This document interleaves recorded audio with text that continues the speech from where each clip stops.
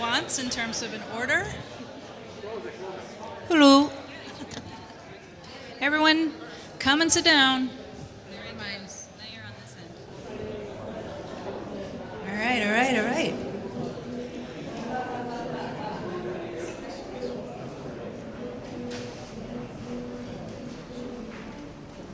Good evening, everyone. Welcome to the ICALA and to tonight's event, Artists Assist Artists. My name is Aska Hisa, and I am the Director of Learning and Engagement. And so happy you're here. I want to start with some thanks. Big thanks to Tequila Casa Dragones for not only supporting this event, but also providing a lovely happy hour with some amazing tequila. Hope you all got a chance to taste that. I want all of our events to start this way. Also, thanks for the help of Frieze, Team Frieze, amazing group, and we have crafted this event together with Frieze. So thanks Melissa, Jonathan, Andrew, and Evan for your help, and it's been wonderful to work together. I want to mention that Frieze Art Fair is coming to LA starting next year in February, from February 14th to the 17th, so that's easy to remember, February 14th, we all know what date that is. Mark your calendars, and so nice, they provided their latest issue, I've got it here, and a tote for sale, and it's for sale at our shop. And for a really great price of $5 a piece, and all of the sales go to support ICALA and our programs. So that's super nice. So go buy a magazine and a tote to carry it. I'm going to give you another save the date. We have little green papers on your seat about this, but this is a save the date for us. On September 8th of this year, we're going to bring back something called Incognito. And Incognito is a famous art sale and fundraiser that is unlike any other. It's featuring over 300, almost 400 artists who donate their work. It's in a 12 by 12 format this time, so the size of an album. And they will be for sale. The identities of the artists are hidden until the purchase is made, and then it's revealed. But everything is $500. All the artists make artwork, and each one is $500. This will be our 12th Incognito. We did this for many years as the Santa Monica Museum of Art, and I can assure you it is going to be a highlight of the fall season and a great way to support this institution and its free programs and exhibitions. So mark your calendars, September 8th. Okay, now we're excited for what's coming, this event. It's all about artists. This exhibition, called This Brush for Hire, Norm Laich and Many Other Artists, is co-curated by two artists, Meg Cranston and John Baldessari, and it zooms in on one artist in particular, and that's Norm Laich, who's here tonight. Hi, Norm.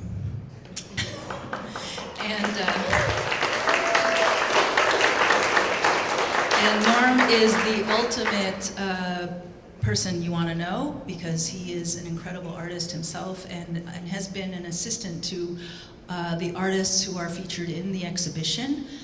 He has had his hand in all of the works that you see on view, as well as worked with so many other artists and created so many works with them. So over 30 years, Norm has been the artist assisting artists.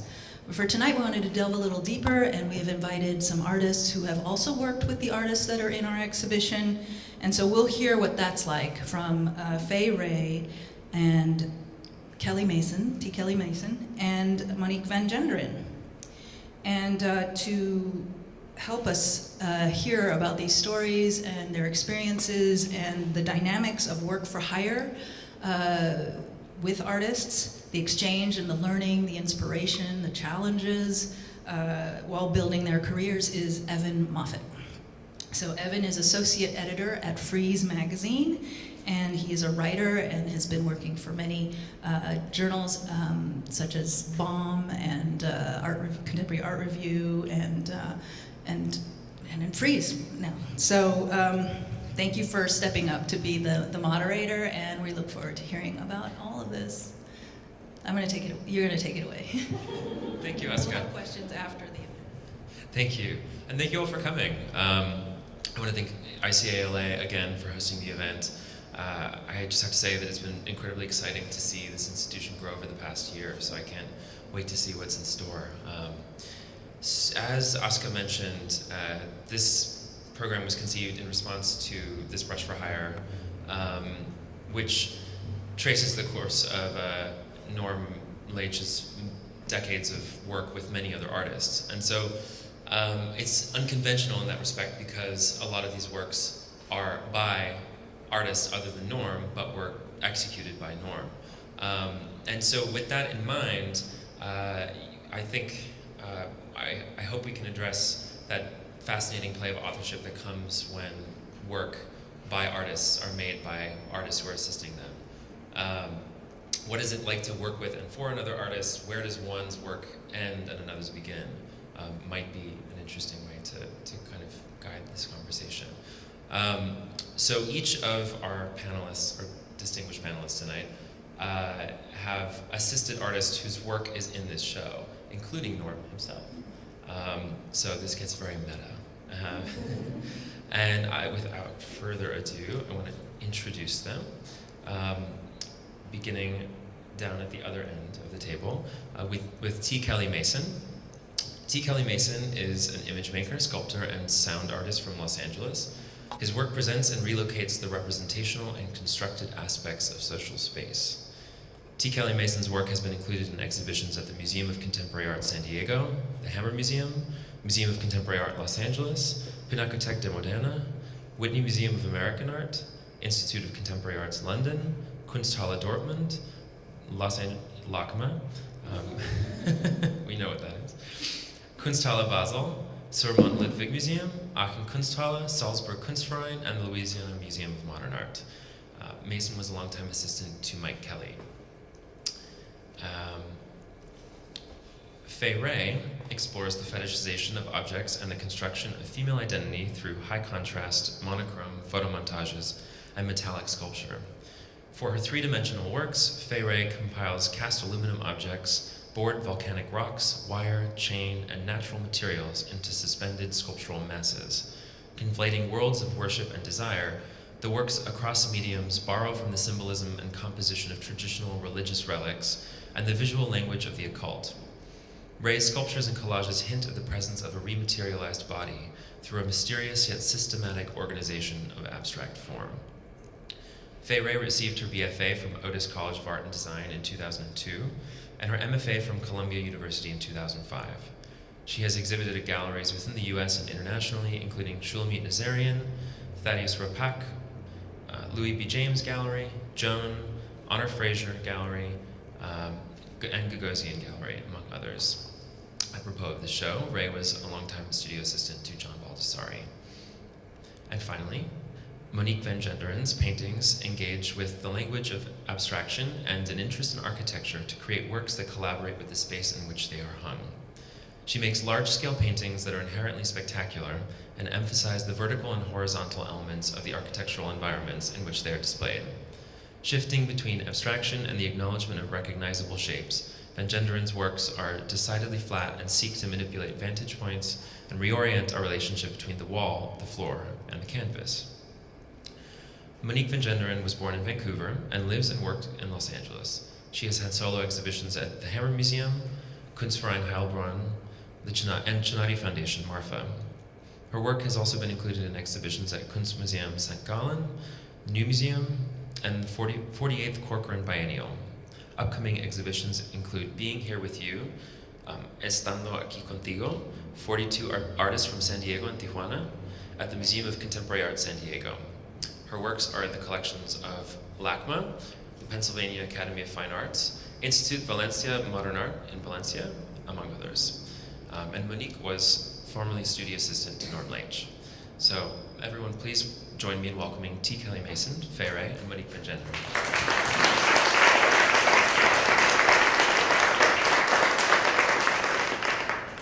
So first let's talk a little background. Can you each discuss how you first met the artists with whom you worked? And I know a couple of you have worked with, for more than one artist. Fay, you've worked with a few, but in this case, specifically for Baldessari, did you see a job listing and apply? Were you referred by someone? And was there something specific about the work that you were making at the time that you felt got you the job, for lack of a better word? And I know, T. Kelley, you actually prepared something about this and other issues if you want to. Sure. Make that. Do you want me to go first or last? Up to you.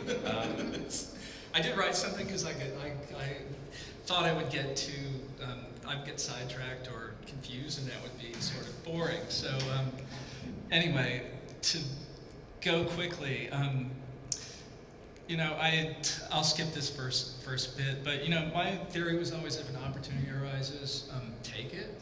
And I got myself into a lot of trouble doing that because I just do things that I had no idea whether I should be doing them or not. One of them was going to art school. But I first met Mike in 1987, and he'd been teaching CalArts with some friends of mine and bandmates. He came to our loft/rehearsal studio, which was on 7th Place, about like 2 blocks over. I think it's like an HD Buttercup now. A few months later, I'd been accepted to grad school at Art Center, and Mike became one of my advisors, along with Stephen Prina and Sabina Ott. And you know, in grad school, I didn't have time to do real work. I'd always worked. I'd been working since I was a child. I was 13 years old. I washed dishes in a restaurant, so I was good at working. Mike, I think, spotted that, and it was like, you know, do you want to do things? Do I need work? I need stuff done over here at the studio. So next thing I knew, you know, Fay Ray and I were sitting on the floor at Mike's, cutting out letters in felt and hot gluing them onto felt banners, and you know, discussing like how to not burn our fingers on these things. You know, the wage was low and the hours were flexible, so that was good. For a bit of context, I got out of school in 1990. The recession that started in 1990 was said to have ushered in Bill Clinton's victory over George Bush. Serious gallerists did not visit studios until after you were out of grad school. That wasn't done. And to my knowledge, the first big museum exhibition of artists like under 30 that was just artists under 30 was Pure Beauty, based on Baldessari's painting that Ann Goldstein curated. And I was in that along with Fay, my future wife Diana Thader, Jorge Pardo, Richard Hawkins, Thad Strode, and Sarah Seeger. The town did not like the show because there were a few factions and only one was represented. But so that was the kind of, there wasn't a lot to do. And so when Mike said, do you want to work here? That was fantastic. You know, it was an extraordinary opportunity. The studio was small. I did most of the fabrication single-handed. I made painting panels, crates, engineered audio works, and made kind of wood sculptures. And then I became in film you'd call it the lead man. I'd go to places and prepare shows. So looking at my itinerary here, it's 1990 Gallery Guylaine Husneau, Paris, El Jardin Salvage, Madrid, Jablonka Gallery, Cologne. 1991, Jablonka Gallery, Cologne, Metropolis, Berlin. 1992, Porticus, Frankfurt, Retrospective at Kunsthal Basel, ICA London, Document to 9, Castle. 1993, Sunsbeck 93, The Uncanny Show. Retrospective number 2, Whitney Museum and the LA County Museum of Art. So, you know, and I'd be sent to these places for like a month sometimes, and it was great. I didn't have any money. I was hanging around in Cologne for a month in 1990, you know, seeing Kippenberger and Kuhn's shows and work that I liked and wanted to see and wanted to be a part of. And so that was pretty amazing. And in the interim, I gave myself art history lessons that I hadn't gotten since I didn't really go to art school before grad school. So European museums will do that for you. And then, you know, also on top of that, we installed Mike's work in some very challenging situations. It was invaluable, you know, not only just putting up work, but also installing someone else's work, because you can be sort of dispassionate about it. in the retrospectives, the goal was to set up a room so that only a few things needed moving when Mike arrived.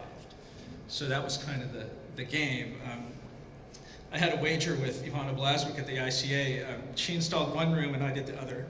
And I heard Mike laugh when he came in because, and I knew he'd won the bet because that was the point. With Mike's work, it was very easy, as you can see from the work out there, to make a thing happen within a space where perhaps a viewer would come around a corner and they'd see a giant pair of monkey's balls or something.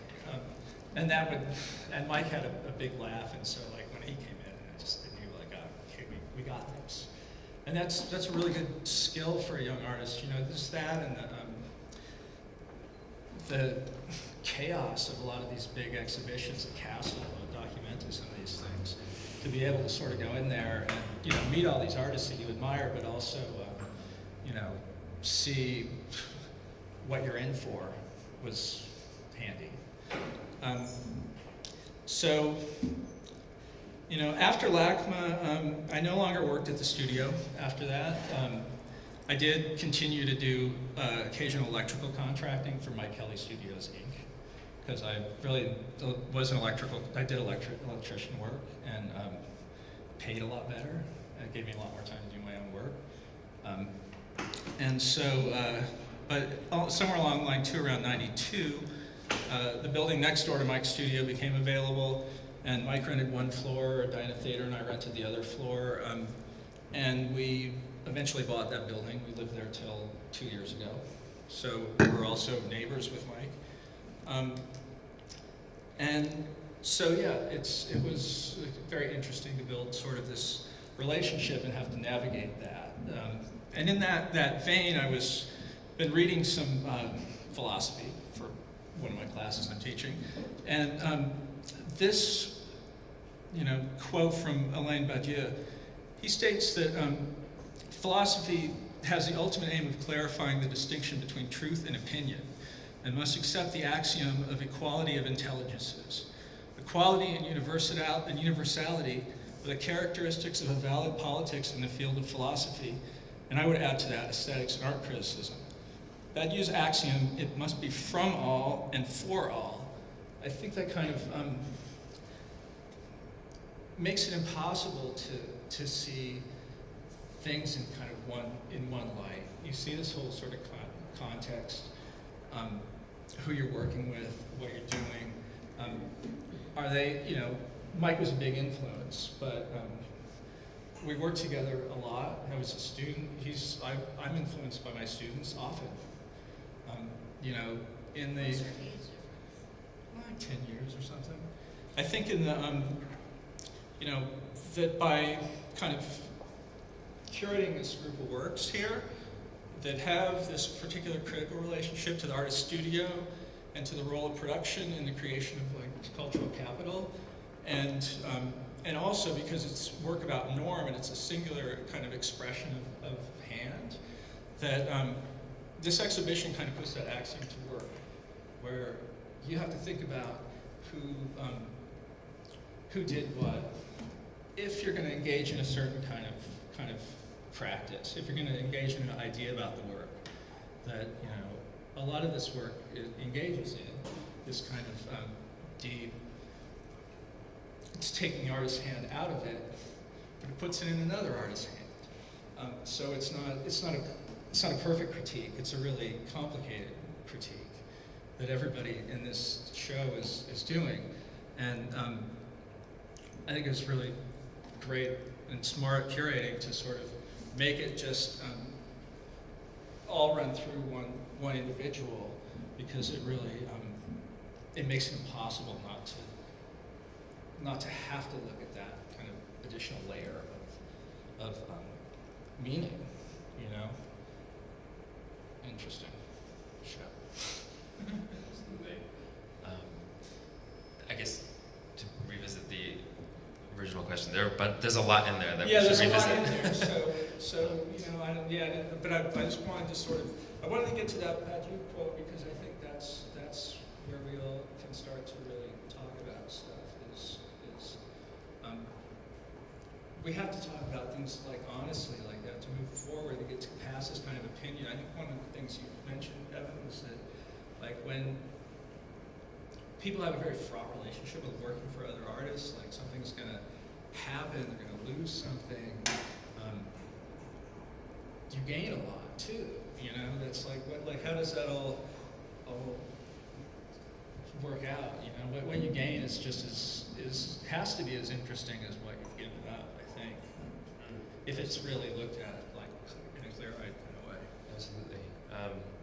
And Fay, how did you first come to work with Baldessari? And I mean, of course, what did you get out of that experience? But that might be too broad to address right away. All right, I'll just tell you like the ham and cheese version of how I'm like sitting here trying to remember, and there are bits of my memory that I will not be able to grasp at tonight because there's a lot less blood in my head at the moment. But okay, it was. I worked at a studio for a month between undergrad and grad. A very good girlfriend of mine named Brianne, who currently runs his production studio, got me a job. Somebody was leaving for a month and they needed support on, and I'm sitting here trying to remember what the project was at the time. And I can't, but it was on his studio on Main Street. And Brianne got the job from Meg Cranston, and Meg was our teacher at Otis. And I just remember loving it, having a good time, and just kind of being really fascinated with how he lived and worked. And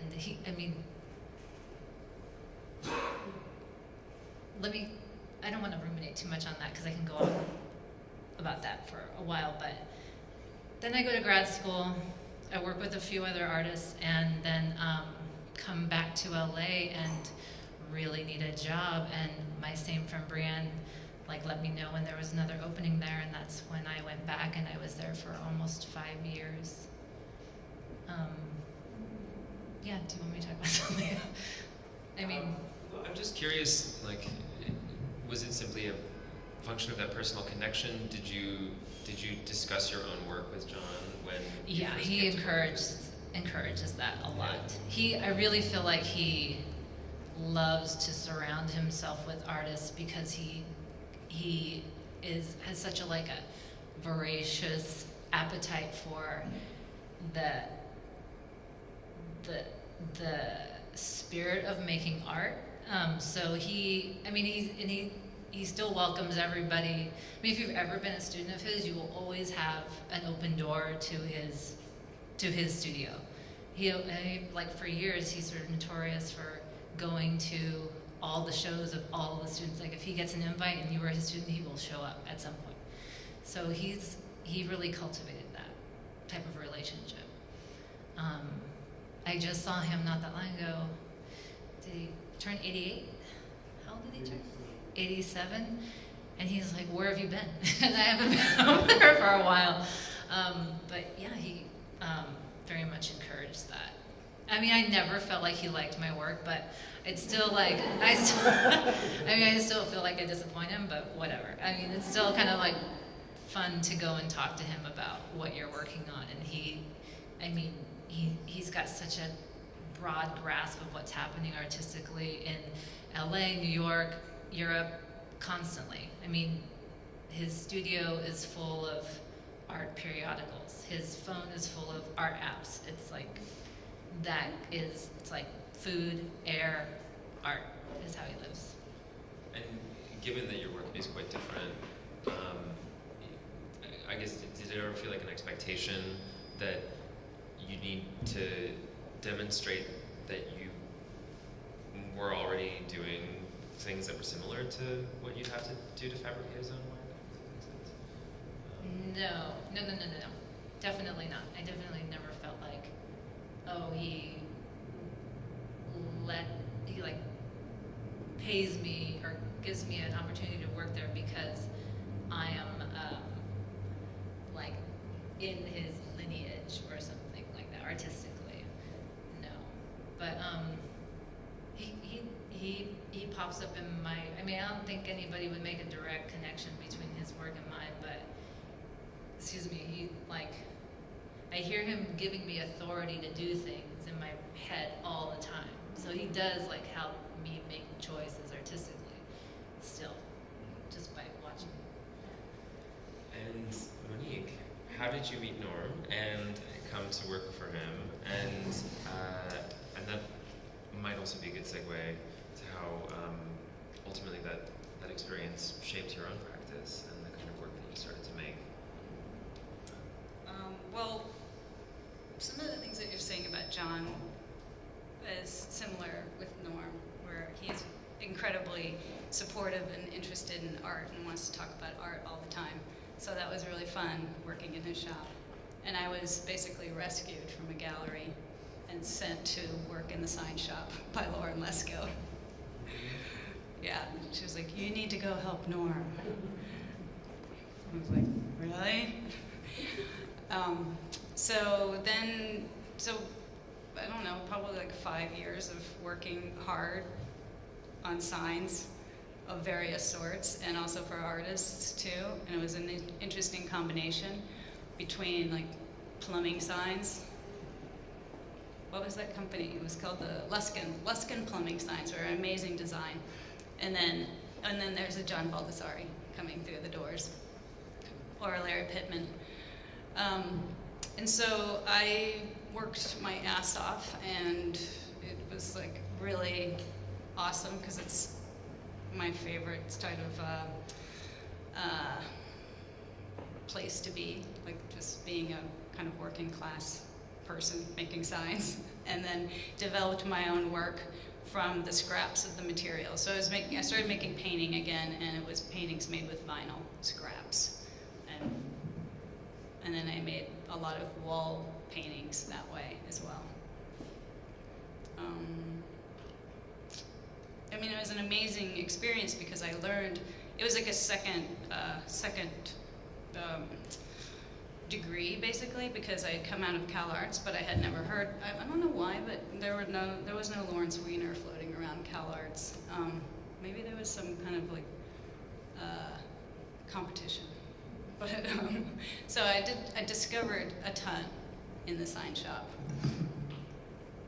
You told me that as a result you ended up founding your own sign company. Well, Norm forced me to start a sign company. I had no choice. He convinced me that it was going to be really good for me. It was awesome. I made signs, and then I was like, I have to make as many paintings as I make signs.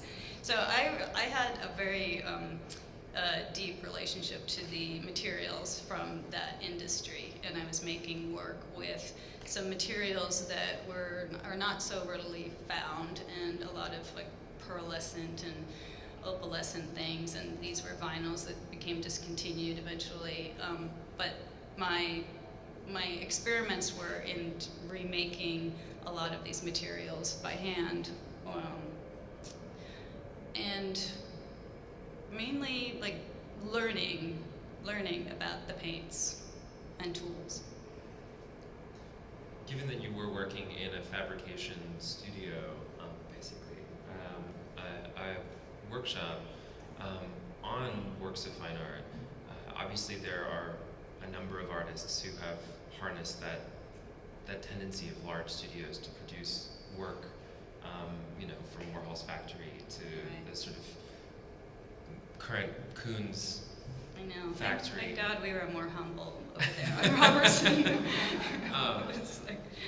I mean, in Warhol's case, there is a performative aspect to that, but I'm curious whether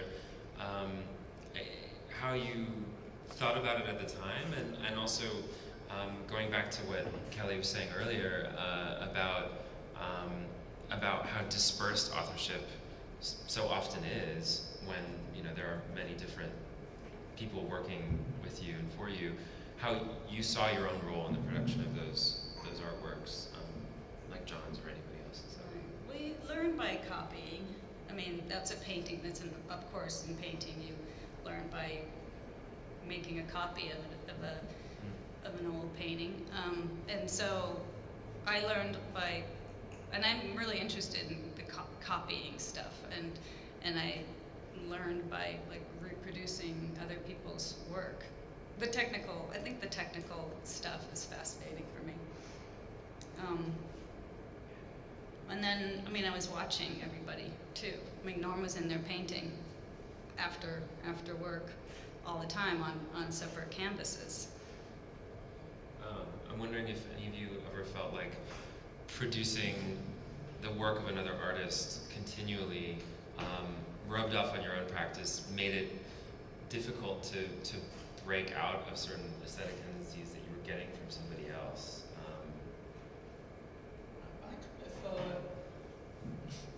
I always thought of it more as like getting to know the field was really important. I mean, maybe it's like getting to know the materials, but you know, I was kind of so interested in like you know, what am I going to do?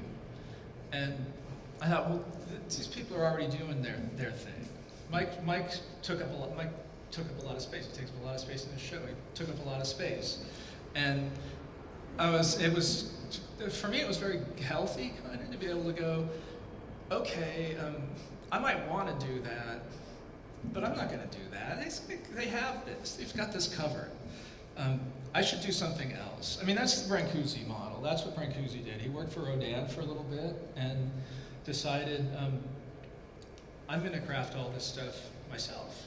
I'm going to do this, like, I'm going to do the patinas, I'm going to do the polish, I'm going to do it. Do your chores, Brancusi said, right? So it was like, you find what's happening and you go, I just like the idea that I felt like I was really keyed into like what was like really going on at a high level, and that was like the best thing, because then I kind of knew where I felt comfortable, like I could do this over here, and I could still do this other thing, because the job was important to me, so I didn't want it to, you know, I knew already that it bothered people. I had friends that were like, oh, I would never work for another artist. You know, it always turned out they were independently wealthy or something, so they didn't have to, but I understood the anxiety that it could produce, you know, and so that was kind of like what I kind of thought. Well, this is how I have to figure this out in some way that I can still do this thing, because I like doing it, and I like the scene, and I like the parties, and Mike threw a great party, you know, and it was like I really enjoyed that, and so I didn't want to mess it up, and because that anxiety, like other people, I think there's a lot of that anxiety, that idea of that anxiety it's in the world. You know, you kind of want to. You mentioned you wanted to talk about it. It's a thing. Like it's palpable. People do go like, oh, you work for somebody else. Like it's like how could you do that? Like there's this kind of genius model of the artist. Like I always thought it was weird, but I've definitely had several people at points say, just come at you with that weird attitude, like you know, oh, you're doing that word. It sounded like you were getting at that the artist studio could be the perfect incubation for coming up with your new idea, because you're right in the middle of somebody else's idea. And I mean, in my case, I would never have thought to make painting solely out of vinyl. And so I was given that little gift by being in that situation. And I think that's interesting to like try and locate, like, well, what epiphany did I have in that space watching someone else think? Well, that scrap, I think that sort of scrapper kind of mentality is really useful. It's, you know, I started painting on film because Diana Thayer's coating, you know, all these windows with colored gels, and I was like, that's just so beautiful. And there's big piles of it in the studio, and you're not using it. And pretty soon I was using it. At some point I was broke, and I thought, what can I do with this? and it was turned into something that I could really work with. And and then it's like those things happen, and you get to watch. It's also really productive to watch people with resources and see how they. If you don't have resources and you're working for someone that does, and you see what they do with them, then the idea starts. Whether the idea is that I wouldn't do it that way, or oh, I wish I could do that. It's something before it starts twisting forks off. Fay, can you isolate anything that you picked up from John or from any of the artists that you assisted, that ended up absorbed into your own work? I think when I was working for John, I had epiphanies not so much what I can do, but more how I can be. I can ask for so much more than I thought I could. And I can say no so much more often than I think I can. Or I can ask more of somebody up front before I say yes to something. It was it was just very eye-opening watching him make his choices. He finds a way to say yes to almost everything, but with his specific conditions met. He's a really good negotiator when it comes to, I think, making, contributing things or creating shows. And I realize there's so much more space in there for you to be creative when working with institutions, and that I took with me a lot, but also just to dry the work up a bit. I will over embellish a surface if unchecked, and he is so much more minimal in his approach to collaging, which I think is the thing that we have in common. And when I felt like I was overdoing something, I would maybe try and channel him a bit and be no, you really don't have to do all that. You can do so much less and let the thing breathe, and that's kind of more of the stuff I took. One of the things that I think both of you mentioned, slightly more obliquely, is the economic component of all of this. As you mentioned, Kelley, people giving you sort of grief about assisting anyone. Well, we all have to have another job if we're starting out as an artist, right? And there's also another side to it, which is artists really want to work for other artists, and they want to work for a big artist, and it's kind of a pedigree if you work for a huge artist. Right. It's almost like getting into a good grad school. It's like getting into a famous artist studio. Right. People were only jealous that I had a job there. No one was ever what's that? Is that so, how could you do that? I don't know. Maybe it's because there's of the grad school system or something. It seems like it changed. But Yeah. Things change. Like I said, when I was in grad school, dealers did not go into Yeah. the grad studios. It was, and then it changed. Mm-hmm. And then they did. And then, it was well, okay, that changed. They didn't do it out of a sense of propriety and, whatever, persona construction, I guess, something. But, I think that's where a lot of that, oh, I wouldn't do that. That was a certain version of persona construction that, you spring from nothing. now you just have to work in 10 artist studios to pay off debt from grad school. Yeah, you're not paying it off either. You're paying to keep your head above water and stay in place, to not fall behind, I think. But you think, just to your point, that it is in some ways the best option for artists to encourage them to continue making and show them that, if an artist has enough money, is financially stable enough to be able to afford studio assistants, they might mismanage their books a little bit, but they are making a living making, which doesn't always seem viable these days. Not to be pessimistic, but that being in that position might encourage you.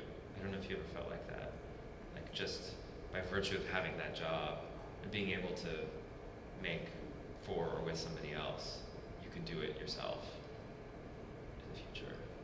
Yeah, but I think you have to, I don't know, this might be that I don't have enough experience working with assistants yet, because I've had some fantastic ones and some poor ones, and I've done, and some of it's been my fault, a lot of it's been my fault, and some of it has not, but I also feel like a certain kind of work lends itself, and a certain kind of like level of art production lends itself to that. Like, I think it's so, I found it so hard to manage smaller projects with assistants. But for John, the bigger stuff, it seemed like such a smooth operation. And maybe that's because he taught more than I did before I started working with assistants, because he has that whole side and he kind of knows how to encourage people and encourage like younger artists, which often are, to like do the thing you want them to do somehow, or he knows how to like share a bit of it too with the person that you're asking to create the thing with. I don't know, I'm getting kind of lost in my thought, but. Do you mean he would encourage his assistants to use their own skills and expertise in a way that would suit his work? Like, I mean, or was it No, just bring them into the project in a way that like made them feel like a part of it, and also made them feel like they were getting something from it that was beyond the money necessarily. Because I always felt really insecure about that when I have this. I still feel insecure about that when I have an assistant. Like, oh my gosh, like, are they getting enough out of this? When I feel like he's probably more secure about that than I am at this point. Yeah, did I answer your question? Yeah. Okay. It's kind of inspiring when somebody's really like, I don't know, even when you're asked to do things, I mean, we worked in a lot of different modes. Sometimes it was really like, I acted as a sort of a furniture maker, and it was like, I don't know, but there was like a kind of involvement. It was like interesting and fun to have somebody go, here's this book. I've got this. I want you to make one of these. And I'm like, what the hell is that? That's like an enema appliance. And and he said, yeah, do that. And I did it, and I got like a bucket, and I got like some rubber hose, and I kind of followed the instructions in this gastrointestinal health manual, and I made this thing, and then it seemed like it was done, and then but then there was also the part of me where I realized, like, right, there's certain stuff you have to do like by yourself, because I would like that whole set of documenta sculptures were kind of made that way. It was just like okay. I think this is good. I think this seems like a good decision. It's very modern looking.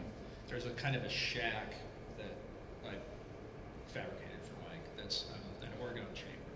So in Wilhelm Reich's writings about the orgone chamber, there's descriptions about how it has to be built, like materially.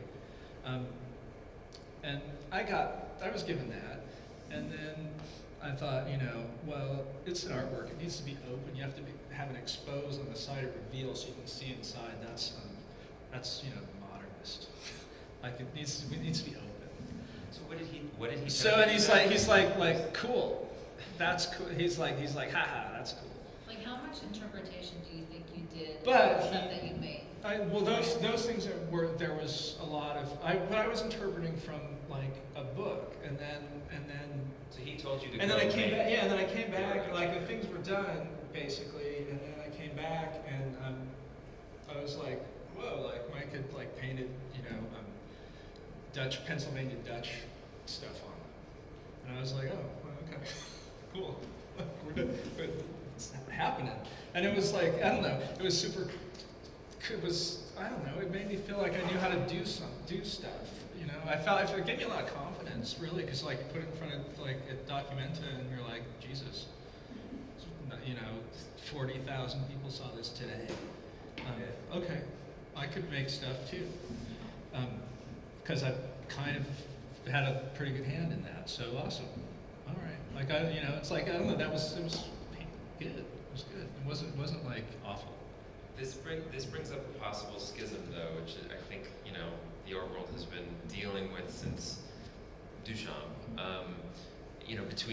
Between the concept and the execution, or the sort of physical skill, the aesthetic of an object, and in many ways, as much as all of the works in this exhibition are concepts by artists to whom they are credited, those works, it's also a recognition of the work of Norm Laich and of extreme skill in execution. And so I'm wondering, if Mike Kelley tells you, go make the orgone chamber from Wilhelm Reich's book, and that he doesn't give you any other specifics, the interpretation and the execution are yours in that moment. And how do you reconcile with that? Because it will be a work by Mike Kelley.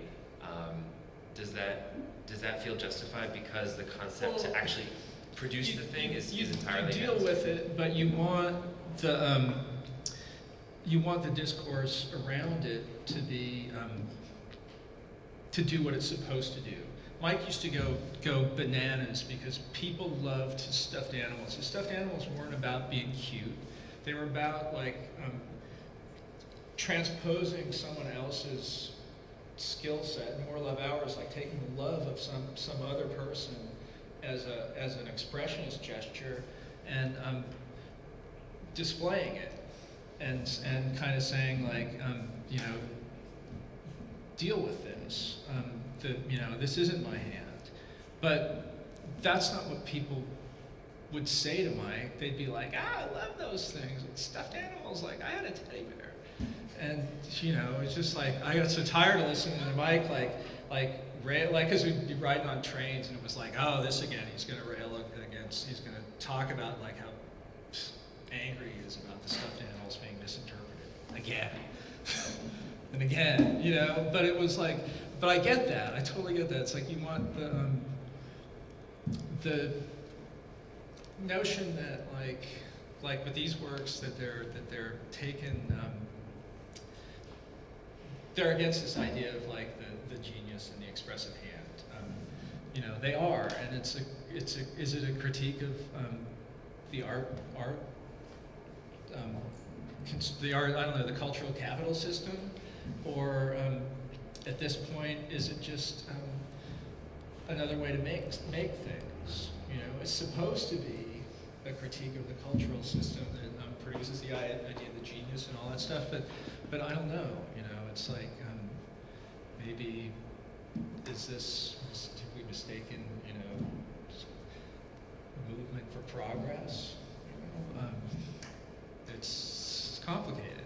You want it to be what you want it to be. And if that was always clear, this is what this is about, so I didn't have a problem.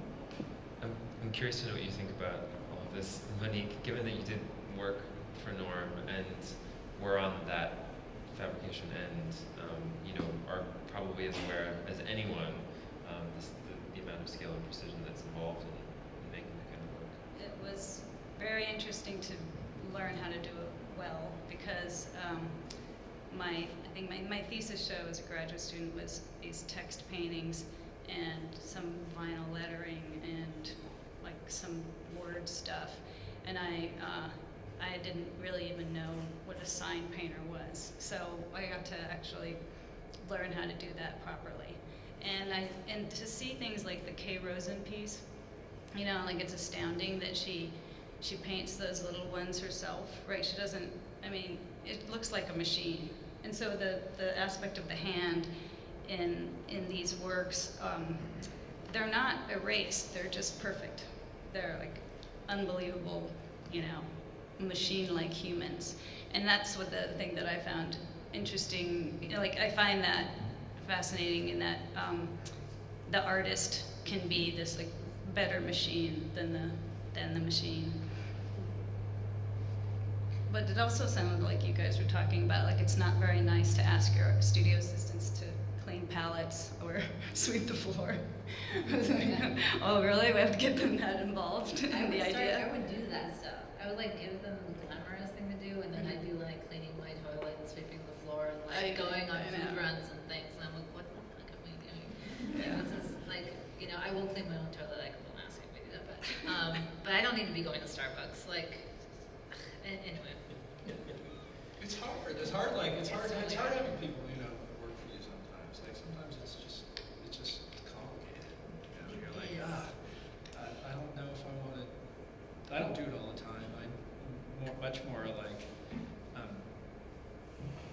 hire a gang of people to produce like some stuff and then leave me alone for a while. Which, you know, sometimes I regret, because I'll come across somebody who's really great and I would love to like keep them busy and keep them working, but you know, that's whether that works practically is a different point sometimes.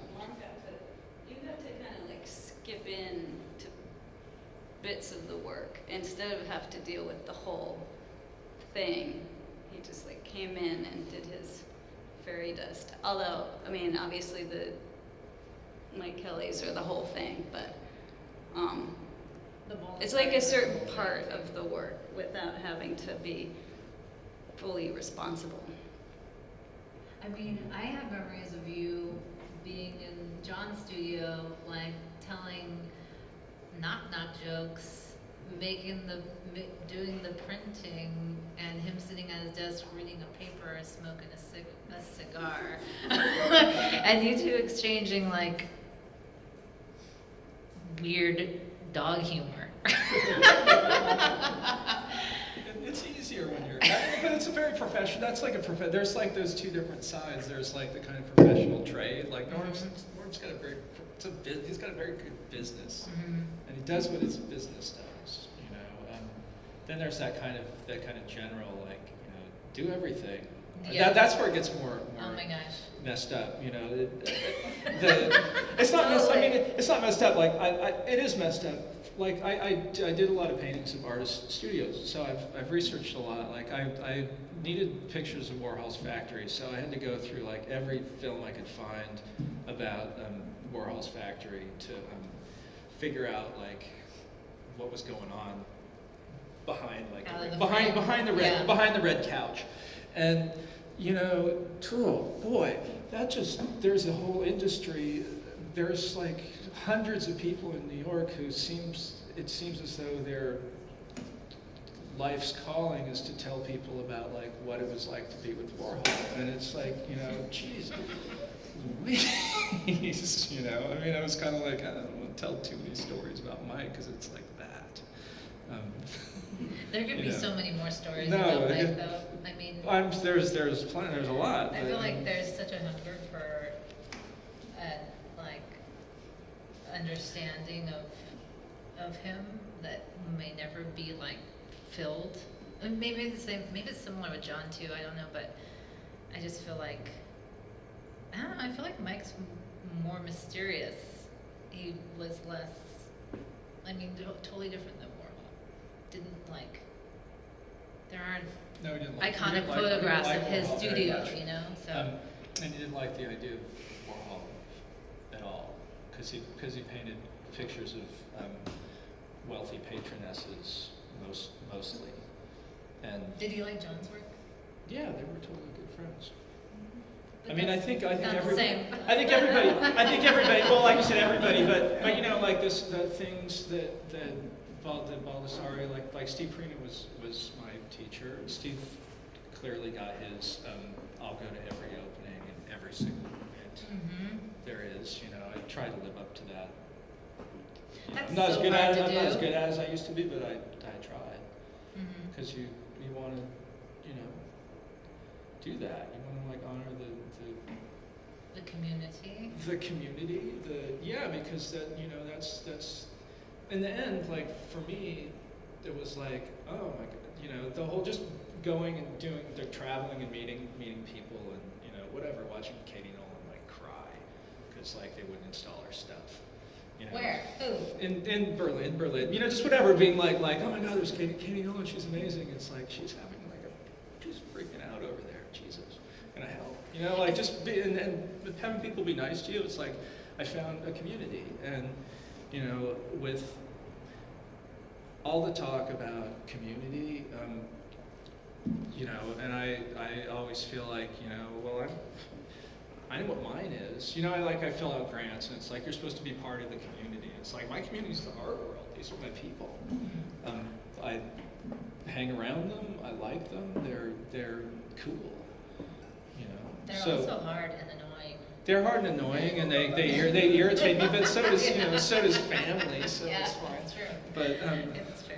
but you know, it's like this becomes, if this is your community, then you want it to be, you know, at its best. Kind of.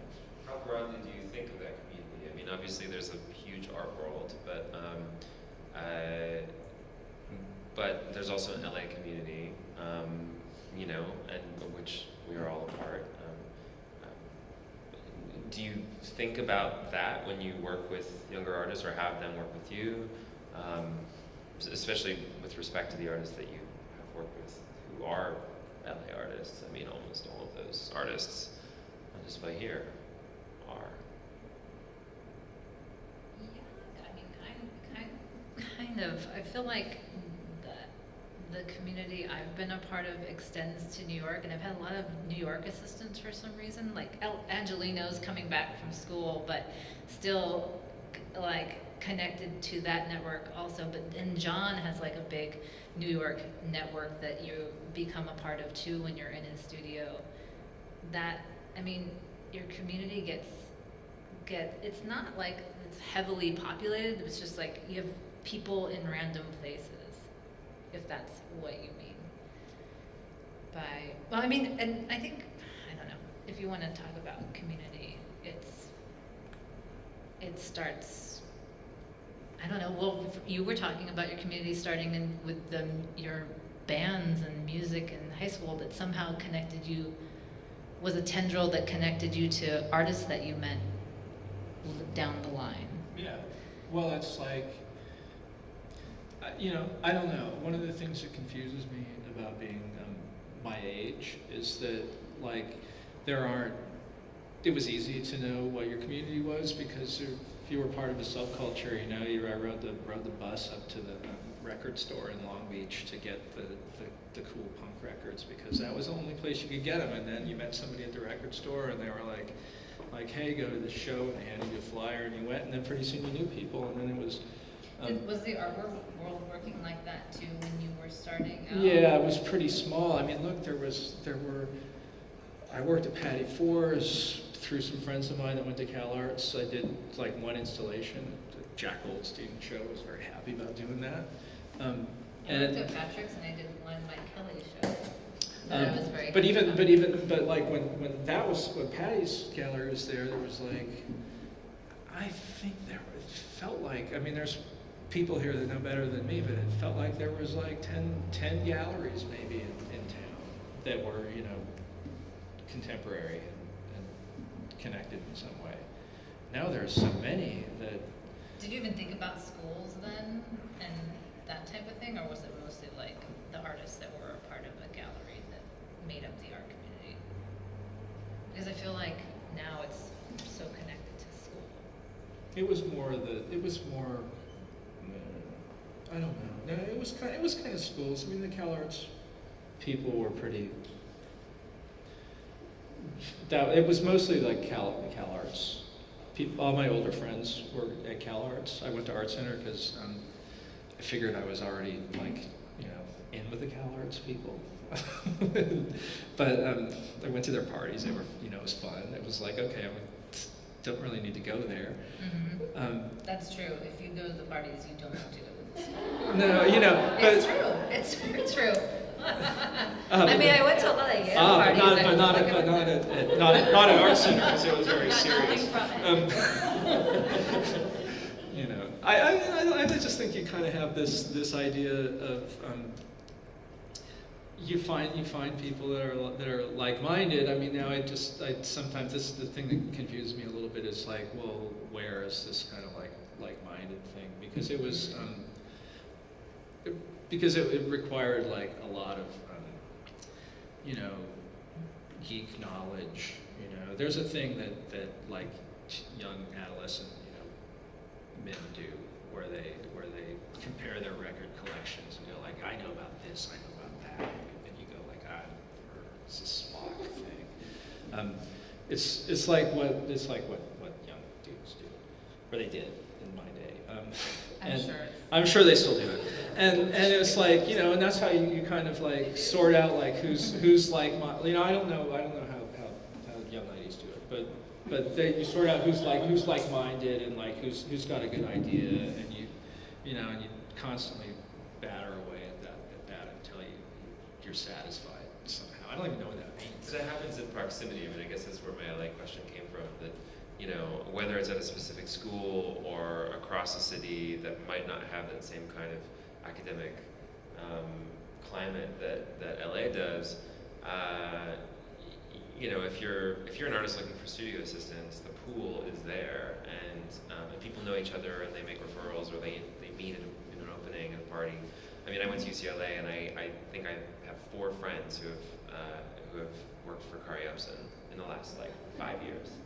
I don't know why. It's just like someone leaves, and then I happen to know the next person. And I just think that's interesting. The studio kind of makes, it's helpful for that.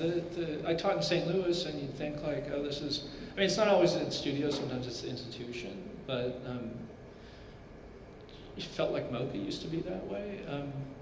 You'd go, and every single person at the opening was somebody you wanted to know, and there weren't that many people. But in St. Louis, it was like that. You go to the Pulitzer Foundation or the Contemporary Art Museum, and that's where you saw this small cadre of people that knew art stuff. And then it was like, okay, like I was flying in teaching, and I knew my students, but I was kind of like, oh no, I know some other people. And that was, pretty easy to do. I kind of think it's why I really like that Badiou idea, that it's like the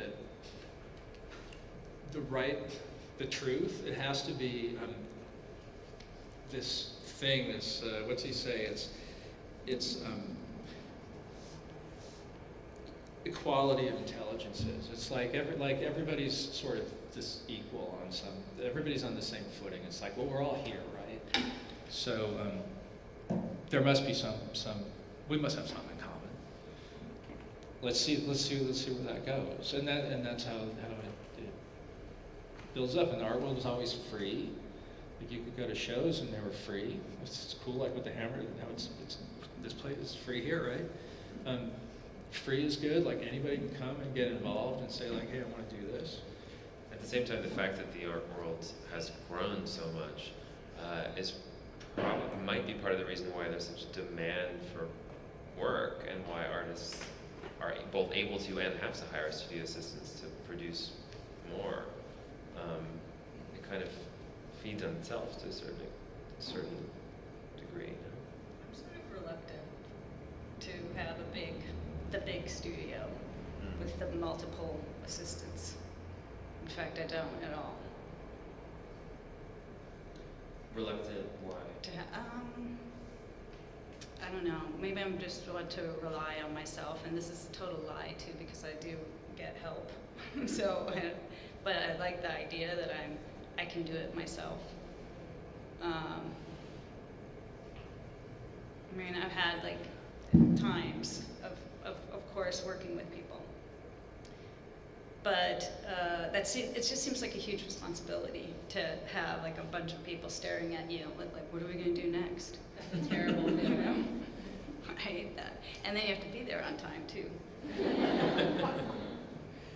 It's interesting to hear you say that, given that you have been a brush for hire. I guess maybe because you were kind of outside, like a third party, it absolved the people you were working with of that responsibility of having to manage people. Like, it's the management aspect that's maybe the most work.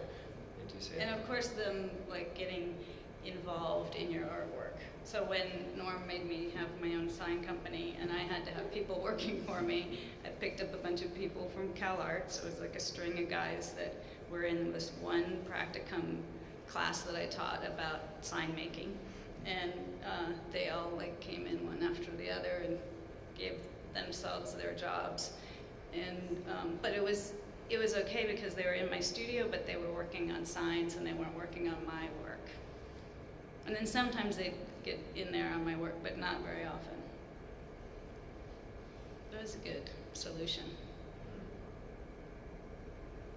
I was curious, if Norm, when you talked with Meg, did you talk about how you'd kind of just like go in and do your expert thing and then leave the studio and not have to really like get overly involved, or? Well, I think that's a good opportunity to bring up the idea that, or refute the idea that I'm the one that's, producing the whole work, even if it's just even fabrication.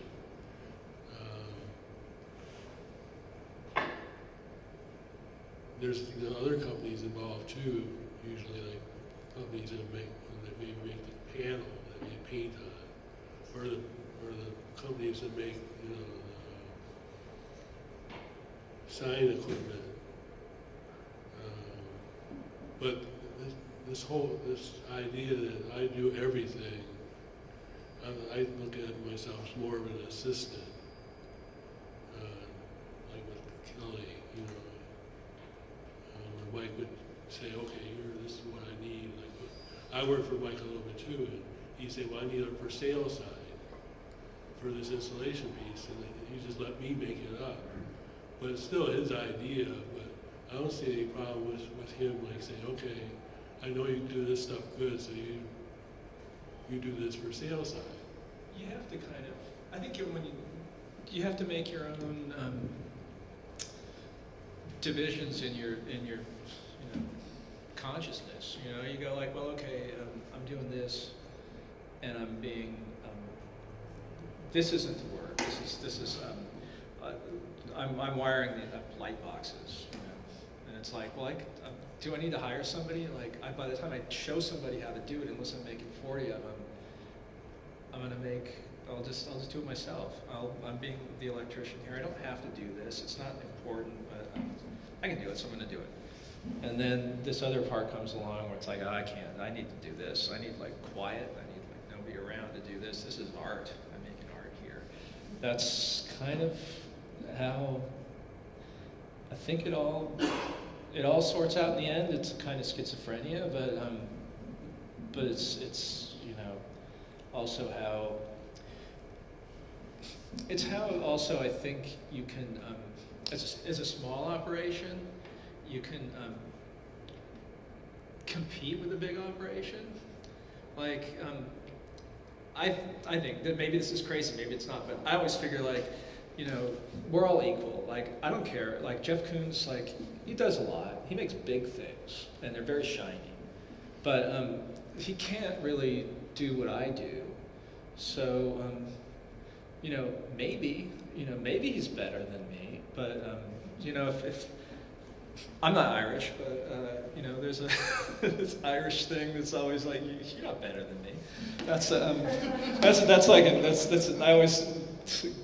Mike always told me that was an Irish thing. I don't know. Well, in any case, money can't be the gauge of that. Yeah, no, but it's kind of like, look, the most popular artist in the world is Van Gogh. He didn't work with anybody, and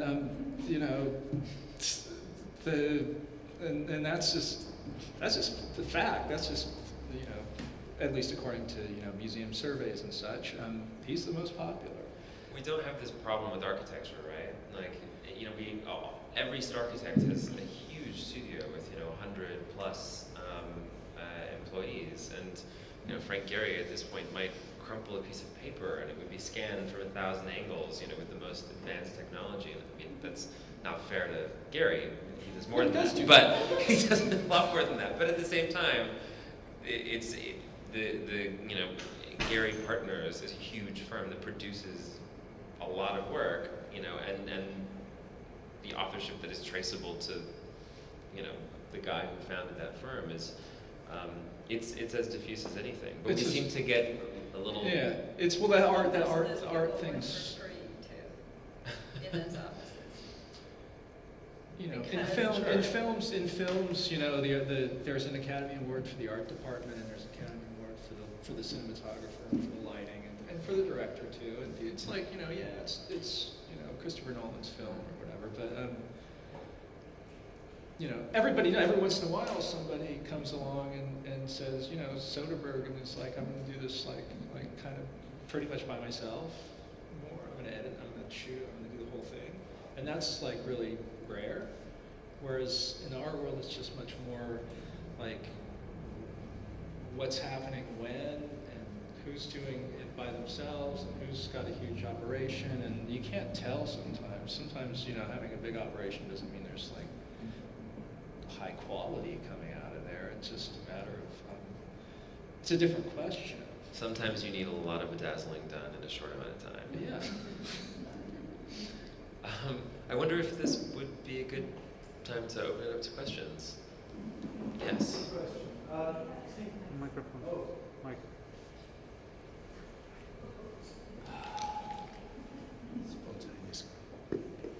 Hello? T. Kelley, so you said, it's interesting you said that you started working for Mike at a moment where the market was kind of non-existent, because that changed a lot over the ensuing decades of Mike's career. And actually, you know, when I think of people who work for Mike, I think of certain artists we all know who very consciously sought employment with him as a kind of like self-myth making and this anticipation of influence, so that even today, you know, there's big artists who employ tens of people in their studios, and their bios still always include work for Mike Kelley.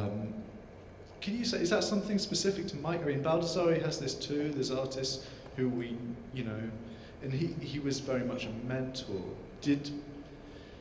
I don't know, it was a different,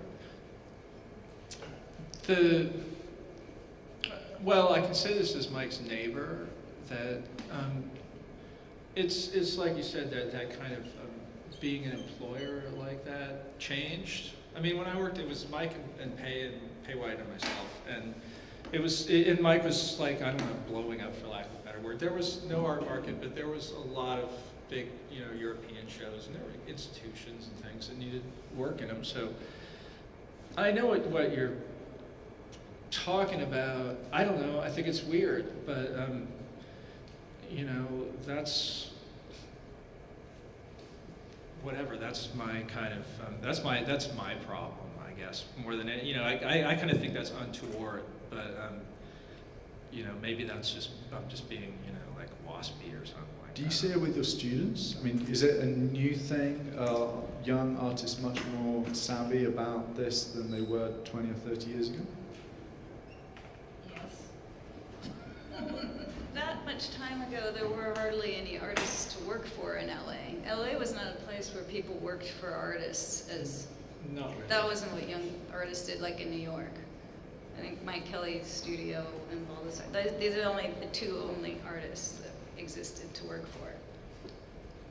I don't know if they're more savvy. I mean they're more savvy, but maybe they're not more savvy. I don't know. Maybe they're being foolish. I'm not. You know. I think so. I'm not sure they're if it's more really. savvy. Yeah, Of course they're smarter than us. Well, yeah, I mean, they have to. I made signs for 10 years. They have it. I also feel like they have it harder too, because there's so many more of them to compete with than I necessarily had. They've got to distinguish themselves again after grad school somehow, because there's such a big, huge gap of time, space, and money between when you leave grad school for most grad students and then when you do your first show, or when you can actually pay a freaking bill with your art. So you've got, like, there's a lot of time in between there where you have to, like, still maneuver somehow and, like, try and get more for what you're giving, or get as much as you get back for what you give. I don't think, I mean, it sounds slimy, but it's not. It's just like another part of figuring out longevity in the art world. But also how you would continue to make work after. Yeah. I mean, that's the most difficult thing. And artists doing the hiring can smell creeps also, you know what I mean? Like, you know, when like somebody's there for the wrong reason, then you don't hire them. Yeah, sometimes it takes a little. You're right, though. Sometimes it takes a You're little while. right. Sometimes they have to think of the 'Cause studio you're a little right. bit first before. They have to piss the wrong person off in the studio. They're creeps. Yeah. It happens. I mean, You're true. That's true. I think maybe They get in there. I just think it's just a function of the intense importance that everyone places on persona crafting, these days. That's what you do. But I mean, that was one of the things I learned. In a glaring way on these kind of tours. It was like some people are able to you have to be able to do what you can do. Some people would pull off this diva stuff that would just blow my mind. How can you be such an asshole? And Are you talking about assistants? Or? no, I'm talking about art. I'm talking about artists that big in big documentaries and stuff like that. It's how can someone pull that off and be so uncool to everybody around them, and yet and the work is kind of okay, Still get the opportunity. but it's not as good as nice people, and they're getting all this play, and it just it confused me. I don't have the gears that process that kind of material. I'm just But that's the art world, though, isn't it? It's not a meritocracy. It has nothing to do with if you're nice or if you're good or not. I mean, that's another thing John said all the time. That it wasn't about talent. It's not about how nice you are. It has so little. I mean, not little to do with that, but that's just one ingredient in a gumbo of other shit that you have no control over. I don't know. there's some luck involved. Oh yeah, definitely luck, timing, but not talent necessarily, because there's so many talented people that don't have 5 years in them of the art world, or let alone 20 or 50. Well, that's right. I think that's at the end of the day. It's not luck or talent, but it's stamina, kind of on some level. It is. Getting into an artist studio to work for them can give you a lot of stamina, I think. And figuring out how to do whatever it is that you're going to do, and to keep doing it. And it's helpful to watch other people doing what they're doing and how they figured out how to keep doing it. That's the most helpful thing.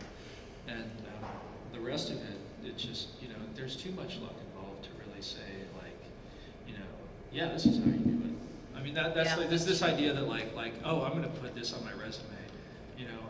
We've had former students who, in that same line of thinking, kind of would pull their graduate degree off of the resume. You kind of go and see a show and you'd be like, oh, they didn't go to school with us.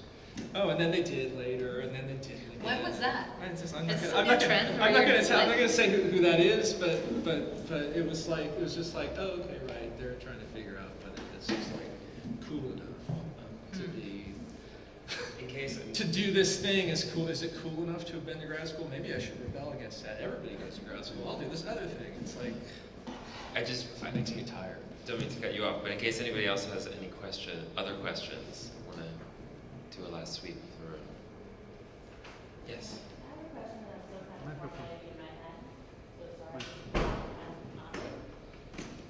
sorry. Okay, so my question, I was thinking about the comment about artistic genius and where we even get the concept of an artist, and thinking about the break in the Renaissance between craftsmen and artist studios, and how an artist has an individual idea and is an individual. And then thinking about the way the art market is right now, and I'm pretty young, so I don't have a lot of experience looking at or analyzing the art world, but thinking about how artists that have a lot of success at a giant international level are working at a massive scale and do have a lot of assistance. So that seems to me like it's swinging right back around into this is someone, you need to have a massive studio to be known, and swinging away from the idea of a Van Gogh working by himself, or even abstract expressionists as being the only person. In today's contemporary art market, do you need to have a studio to even be considered,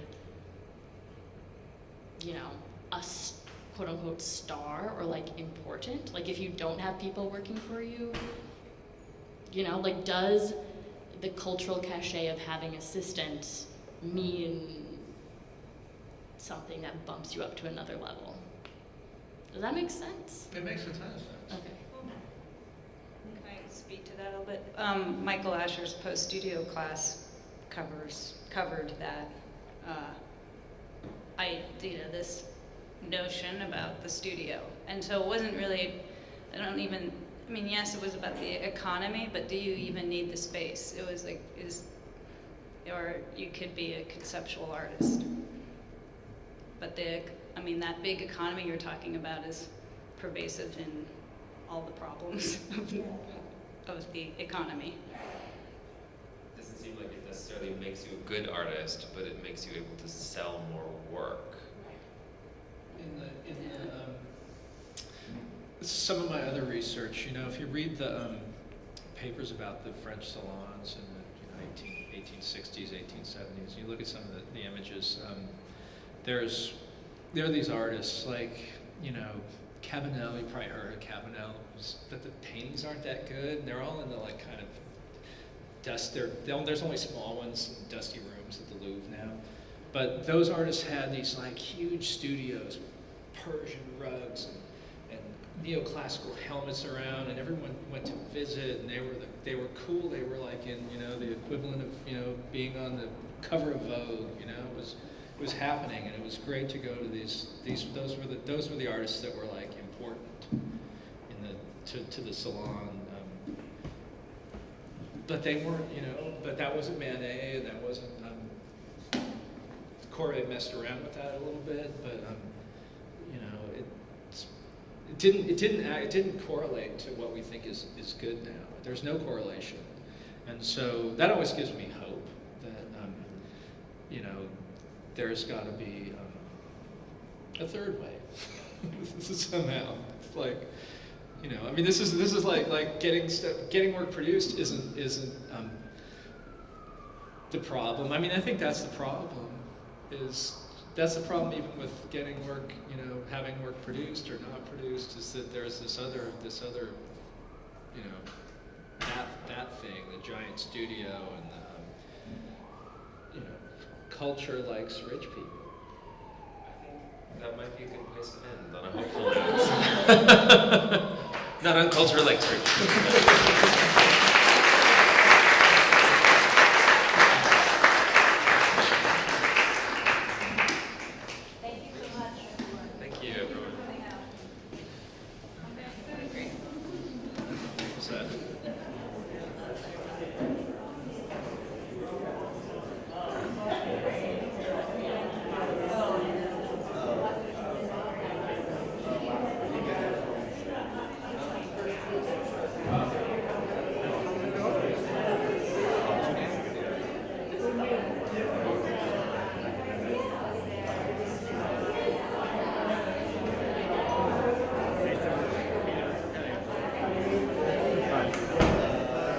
Just a few seconds.